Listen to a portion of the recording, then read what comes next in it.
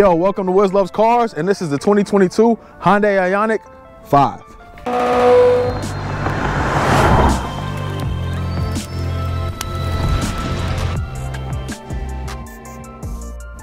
First and foremost, I want to say thank you to the new subscribers. Welcome to the Wiz Loves Cars family.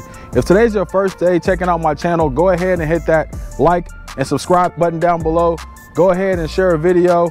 Also, I mentioned in my last video, the Tesla Model Y review, that I was doing a giveaway on our channel. So when our channel reaches 1,000 subscribers, we'll be doing a giveaway to one lucky subscriber valued over $500. So go ahead and make sure you like, subscribe, and share this video for a chance to win once we hit 1,000 subscribers. If you check it out down below, I also have a Twitter.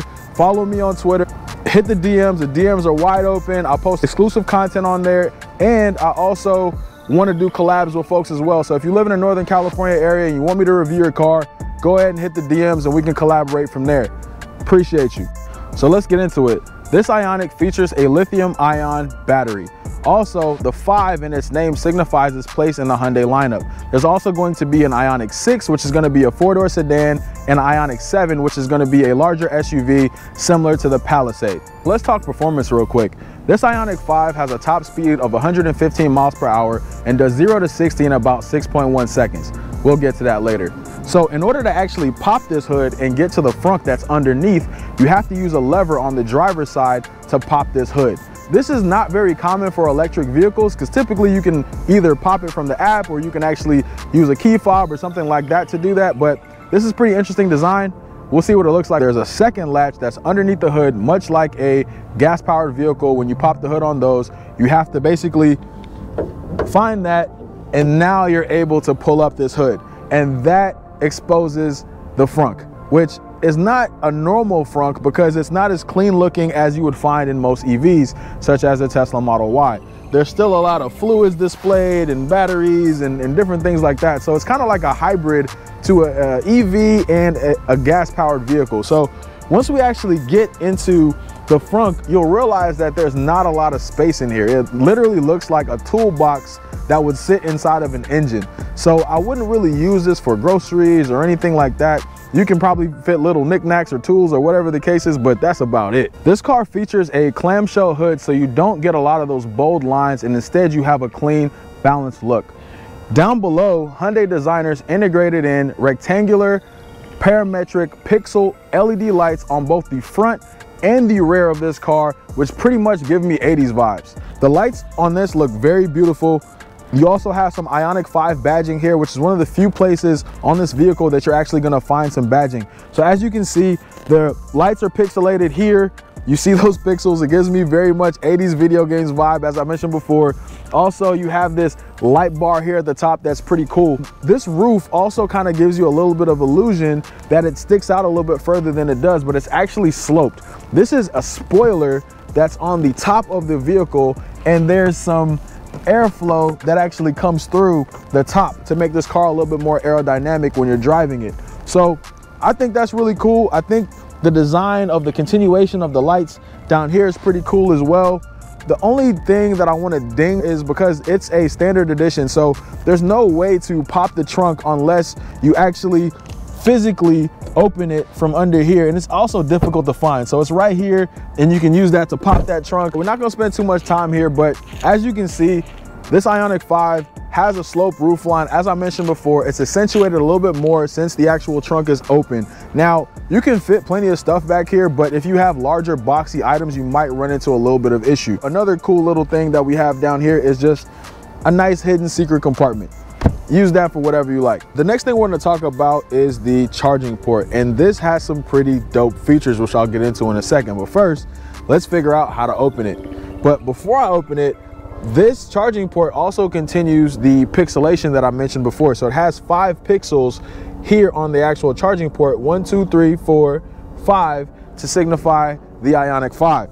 So if I want to open this, I'm going to actually have to use the key fob to do so, and I'm going to hold the charging port button, and that's going to open for me, and that is going to expose the charging port. If you look on the inside here, you also have a continuation of those pixelated lights. This tells you your charging level. So the full 4 bars, full, not quite full, pretty much going out, you're done, son.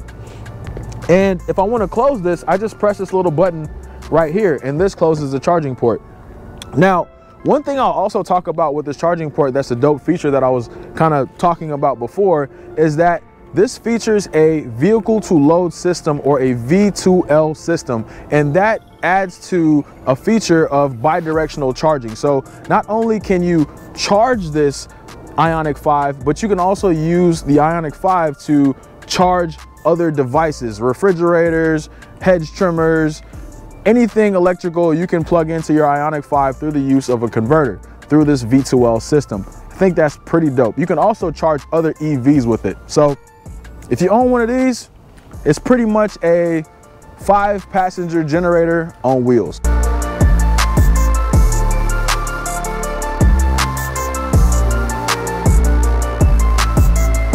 Before we hop in, I want to just take some time to admire this vehicle once more. So you have the continuation of these pixel LED lights here on the side view mirror, and when you have your blinkers on, they look very nice. Compliments to the designers on that. You also have this nice slash that's right here, and you have a few more across the wheel well that looks like Wolverine went to town on this vehicle, and I think they're there to signify motion. And the last thing I'll just touch on really quickly is you have these door handles that are flush with the actual car, and if you want to present those, all you have to do is hit the unlock button on your key fob, and those will pop out, and you can just grab one of those and hop right in. If you want them to go back to being flush with the vehicle, you just hit the lock button, and then they will go right back into being flush. Elon, take some notes. I hate pushing that in on my Tesla, so figure that out. Anyway, if you press this button here,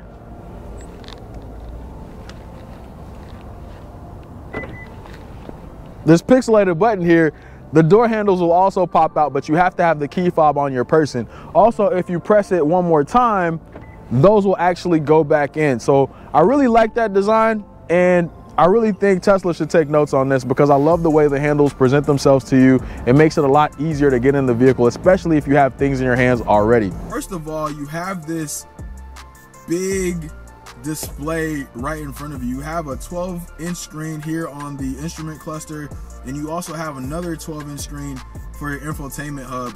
And pretty much, I think this draws its inspiration from Mercedes Benz, right? So all the new Benzes, they kind of have that really long display, and I think this kind of draws some of that inspiration from that.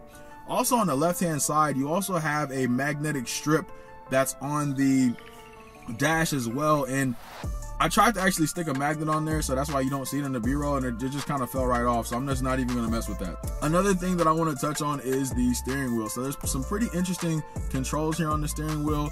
There is a drive knob here attached to the steering wheel, but it's not an actual knob that you can twist. It's actually a drive mode setting where you actually have to push the button down, and then you'll start to see things like eco, normal, sport, and then on the back side of the actual steering wheel, they're paddle shifters, and those are going to be used for regenerative braking. So on the left hand side, if you pull those back, I think that's going to add to more of the regen. On the right hand side, if you pull that forward, that's going to decrease the regen, and it's going to coast more when you're driving.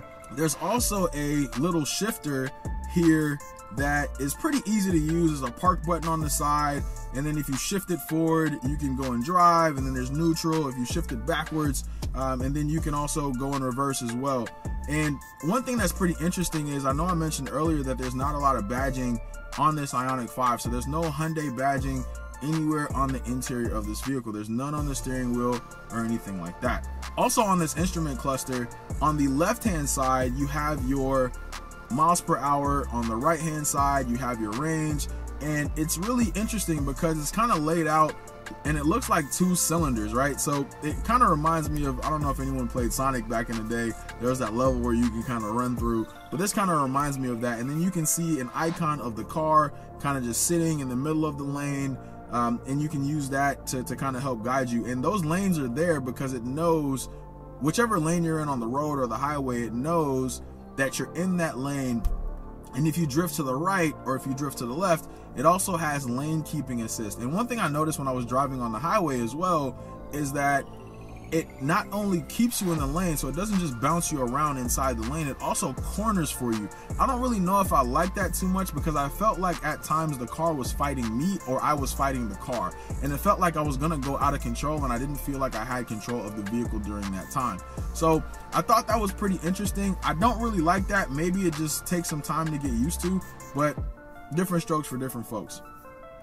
On the actual infotainment screen, it's very responsive, so you can touch on that and swipe right and swipe left, and you're gonna have a bunch of interesting things here as well. So you're gonna have your climate control settings, your seat warmer, which I think is interesting. You have to actually click into the seat warmer menu on the screen and then activate the heated or cooled seats.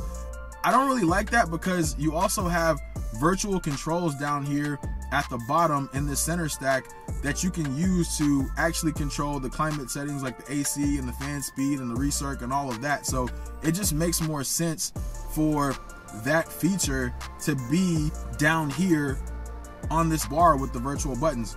So I don't know why they tried to overcomplicate it and move the heated seats into a different menu on the screen, but I think that's something that I'll probably ding them on. One of the last things I'll talk about is the physical buttons. So with the physical buttons, you have the volume button down here. You also have your map, navigation, media, radio, and then all your parking controls are here with your physical buttons. So you have a mix of physical and virtual buttons here. And one button that I find particularly interesting is the EV start stop button. Normally when you get inside of an electric vehicle, all you have to do is get in, the car pretty much knows you're inside, and you just kind of shift it into drive and you just kind of go on about your business. In here you actually have a start stop button similar to what you would find in a gasoline powered vehicle. So that's pretty interesting. So you get in the car, you hit that EV button after you press the brake, the car turns on. When you get to your destination and you stop, you hit that EV start stop button and turn the car off, and then you pretty much exit the vehicle. I think that's really interesting. The other thing that I'll kind of touch on really quickly is that there is pretty much a slot here in the door handles on both sides of the car. So it's actually on all four doors. You can literally use it as additional storage, or you can use it as a, pretty much a compartment. But the main use case for this is to actually open and close the doors.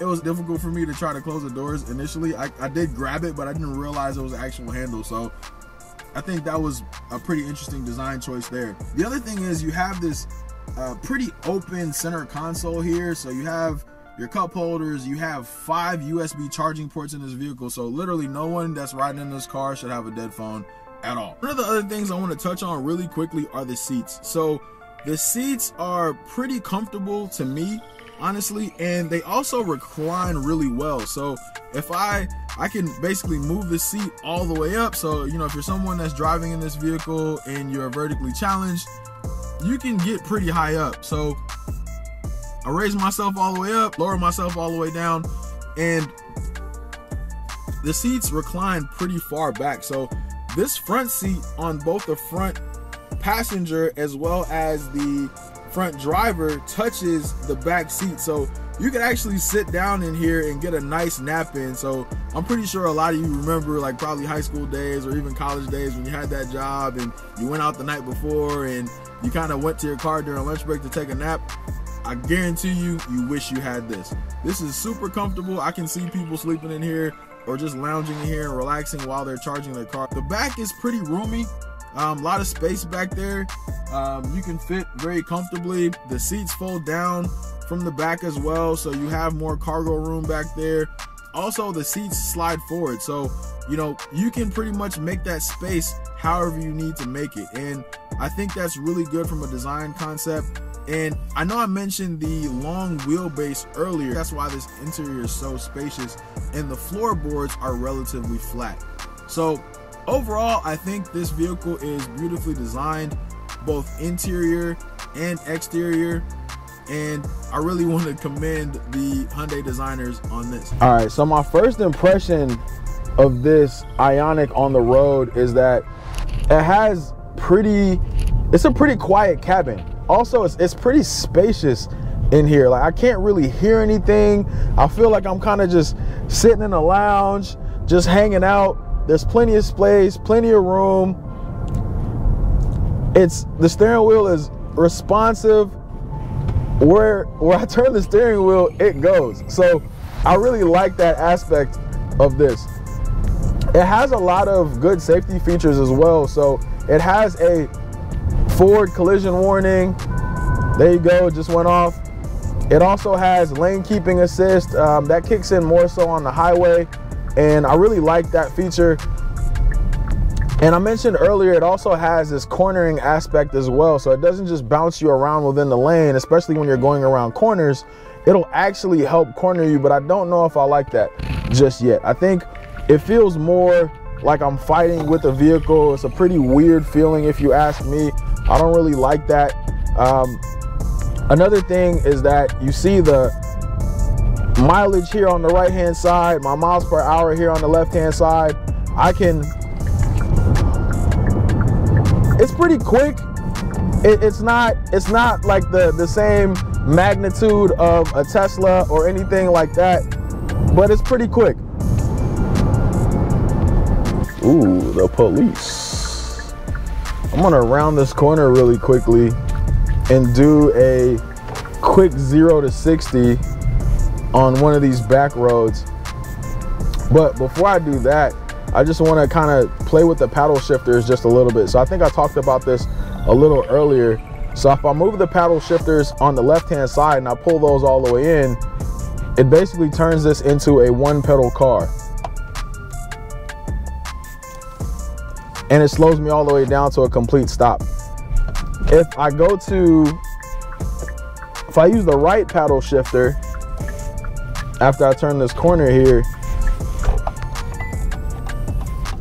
it's gonna basically reduce the regenerative braking, and it's gonna allow me to coast a bit more. So my foot is completely off the accelerator and I'm just coasting away. You know, it just kind of turns it into pretty much a gasoline powered car at that point, and that level of coasting is what you're going to experience with that. And I'm going to turn the regen back up so that way it turns back into a one pedal. That's what I'm used to since I'm a proud Tesla owner. Let's see 0 to 60.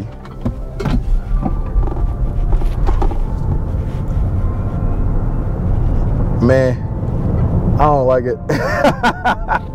I don't like it. It's a little too slow for my liking. Again, it's not that Tesla-esque acceleration that I'm used to, but I think it still does the job. It handles well. It does well around corners. It's a pretty comfortable ride. It's not bouncy. Also, the quietness of the cabin is paramount. I can literally take a meeting in this car while I'm driving around on the road, and I don't have to worry about excess road noise. So I really appreciate the design for that. I think this is a pretty solid vehicle. I think that this is something that if you're interested in it, whether from a design standpoint or you're interested to see kind of how it drives, I would go ahead and check it out. I'll probably also opt into the upgraded dual motor just because that's going to be a whole lot faster. You're going to have a lot more features and functionality in there. There's a couple other things that I wanted to touch on, but they aren't available in this standard edition. So if you upgrade to different trim levels, you'll basically get all the bells and whistles, and you'll be able to see a lot of that functionality, right? So this doesn't even have the sliding center console that you would see in some of the other trims. So again, really like this, really enjoyed reviewing this today, really enjoyed driving this, and look forward to seeing more of these on the road. Again, Wiz Loves Cars, we out.